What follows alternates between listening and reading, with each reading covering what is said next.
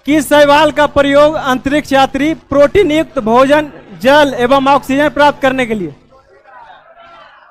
किस शैवाल का प्रयोग करता है? क्लोरेला। किसका? क्लोरेला। अच्छा, लेमिनेरिया का यूज कहां करता है? आयोडीन बनाने में। लेमिनेरिया का यूज कहां? आयोडीन बनाने में। नॉस्टोक और एनाबिना का यूज कहां करता है? खाद में। कहां? खाद में। लेमिनेरिया का यूज आयोडीन में, लेमिनेरिया का यूज आयोडीन में, नॉस्टोक और एनाबिना खाद में।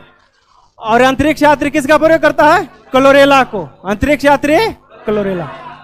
ठीक है।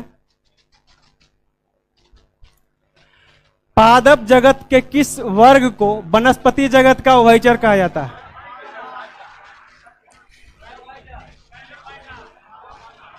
वनस्पति जगत का उभयचर किसको कहा जाता है?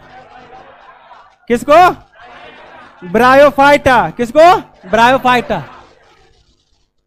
वनस्पति जगत को किसने बांटा? एकलर। एकलर पहले दो भाग में बांटा। किसमें? अपुष्पोद्भिद और पुष्पोद्भिद। किसमें? अपुष्पोद्भिद और पुष्पोद्भिद। फिर अपुष्पोद्भिद को 3 पार्ट में, थैलोफाइटा, ब्रायोफाइटा, टेरिडोफाइटा। किसमें? Thallophyta, bryophyta, pteridophyta. फिर पुष्पोद्भिद को 2 पार्ट में, जिम्नोस्पर्म, एंजियोस्पर्म। जिम्नोस्पर्म। जिम्नोस्पर्म में कौन आएगा? वैसे पदार्थ जिसके बीज के ऊपर क्या है? बाहरी आवरण ना हो।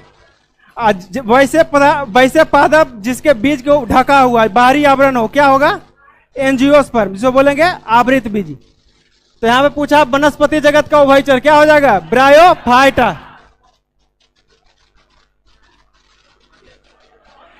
पपीता का खाने योग्य भाग कौन है? क्या होगा? मध्य फल भित्ति। और आम का क्या होता है? आम का भी मध्य फल भित्ति। ठीक है। पुष्पासन किसका? सेव और नाशपाती। पुष्पासन किसका? सेव और नाशपाती। फल भित्ति और बीजांडसन, पूरा फल और पूरा उसका बीज किसका? अमरूद का और अंगूर का। अमरूद और अंगूर का। अमरूद पूरा खा लेते हैं, उसका बीज भी। तो क्या होगा? अमरूद और अंगूर। भ्रूणपोष किसका? नारियल। भ्रूणपोष नारियल। पपीता का पूछा था, पपीता क्या हो जाएगा? मध्य फल भित्ति। और आम का भी क्या होता है? मध्य फल भित्ति। ठीक है। निम्न में से किस पादप उत्तक द्वारा पौधों को दृढ़ता या मजबूती प्रदान किया जाता है?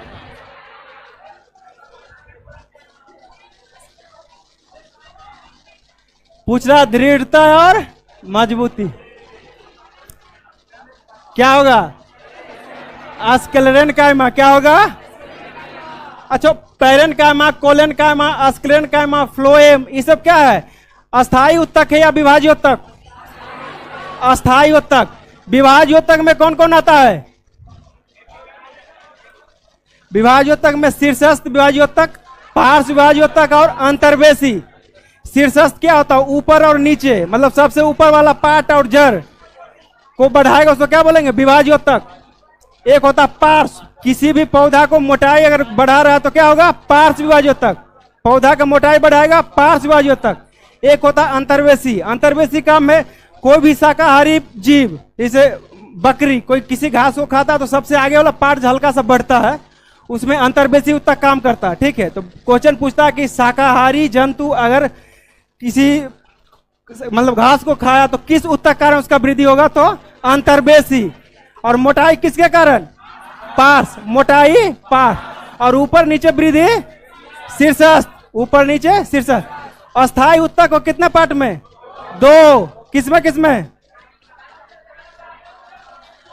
सरल अस्थायी उत्तक और जटिल अस्थायी उत्तक। सरल अस्थायी उत्तक में कौन कौन? 3। सरल अस्थायी उत्तक में पैरेनकाइमा, कोलेनकाइमा और स्क्लेरेनकाइमा। तो ये सब, ये तीनों क्या है? सरल अस्थायी उत्तक। क्या है? सरल अस्थायी उत्तक।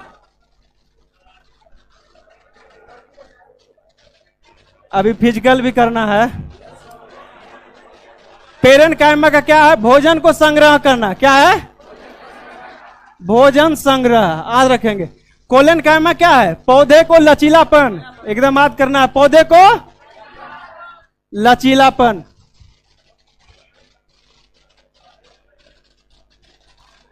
और स्क्रीन कैमस क्या होता है? वही दृढ़ता या मजबूती। तो पौधे में भोजन संग्रह कौन करता है? पैरेंट कायमा। भोजन संग्रह पौधों को लचीलापन, लचीलापन पौधे को दृढ़ता या मजबूती, स्क्रीन कायमा। अब फ्लोएम तो जान ही रहे हैं, क्या होगा फ्लोएम? खाद्य पदार्थ या भोजन को पहुंचाता है, और जाइलम जल को। ठीक है, निम्न में से किस वर्ग के जंतु समतापी होते हैं? समतापी क्यों होता है? समान ताप। वैसे जीव जंतु जिसका तापमान कैसा हो? हमेशा समान हो, उसको क्या बोलेंगे? समतापी। समतापी में याद रखिएगा दो वर्ग आता है। एक आता कौन? स्तनधारी।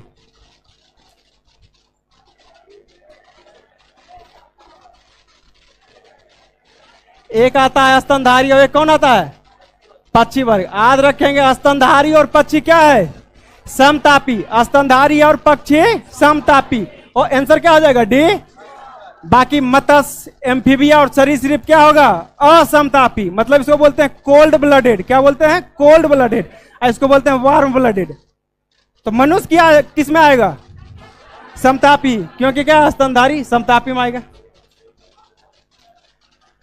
निम्न में से किस एंजाइम का स्रवण आग्नेयाशय से होता है? नहीं होता, सॉरी, किस एंजाइम का स्रवण अग्नाशय से नहीं होता है? अग्नाशय से 3 एंजाइम स्रवण होता है, याद रखिएगा।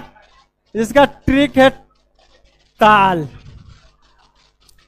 Trypsin, amylase, lipase. अग्नाशय से कौन कौन? Trypsin, amylase, lipase. इरेप्सिन कहां से? छोटी आंत से। इरेप्सिन कहां से? छोटी आंत से। इरेप्सिन का क्या काम है? पेप्टोन को अमीनो एसिड में बदलना। तो जहां भी सीन लास्ट में लगल रहेगा वो पेप्टोन को, प्रोटीन को तोड़ेगा। जहां भी सीन लगा रहेगा एंजाइम में, वो क्या करेगा? प्रोटीन को तोड़ेगा। याद रखिएगा, ये भी ट्रिप्सिन भी क्या करेगा? प्रोटीन को तोड़ेगा। लेकिन ये किससे निकलता है? अग्नाशय से। और ये किससे निकलता है? छोटी आंत से। तो पूछ रहा है कि कौन सा एंजाइम का स्रवण अग्नाशय से नहीं होता? तो क्या होगा आंसर? इरेप्सिन। इरेप्सिन कहां से निकलता है? छोटी आंत से। ठीक है, शरीर को संतुलन बनाए रखने की कार्य मस्तिष्क से किस भाग का है? सेरेबेलम। सेरेबेलम। सेरेब्रम का क्या काम है? चिंतन, सोचना, सब कुछ। क्या है मेन? तो पार्ट, सबसे बड़ा पार्ट मस्तिष्क का कौन है? सेरेब्रम। बुद्धि का केंद्र इसी को बोला जाता है। और सेरेबेलम क्या है? शरीर को बैलेंस करना। कोई अगर नशा कर ले तो उसका क्या होता है? शरीर अनबैलेंस हो जाता है। कोई नशा किया हुआ आदमी को सेरेब्रम और सेरेबेलम दोनों गड़बड़ा जाता है।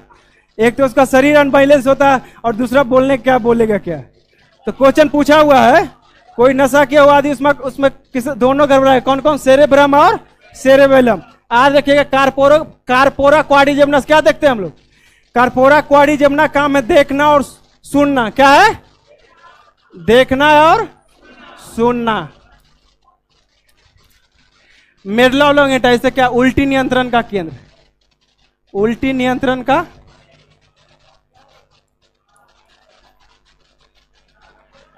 तो बोलेगा शरीर को संतुलन बनाए रखने के लिए कौन सा मस्तिष्क का भाग? सेरेबेलम। देखने और सुनने के लिए कार्पोरा क्वाड्रिजेमिनस। और उल्टी का नियंत्रण केंद्र किसे बोला जाता है? Medulla oblongata. ठीक है,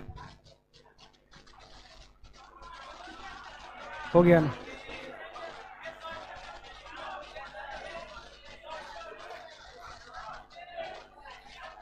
क्वेश्चन हो गया ना? साइंस करवाने बोला गया था। धन्यवाद।